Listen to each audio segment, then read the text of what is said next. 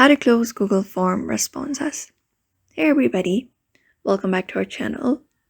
In today's video, we are going to learn how we can close the Google Form responses. So without any delay, let's just jump right into the video and see how to do that.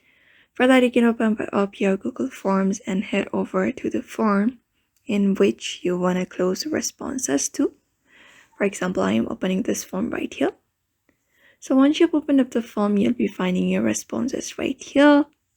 So in order to, close the Google Form responses like no longer if you don't want it, all you need to do is in the top right corner, you will be finding published option right beside the three dot at the top. You can find this published option right beside it.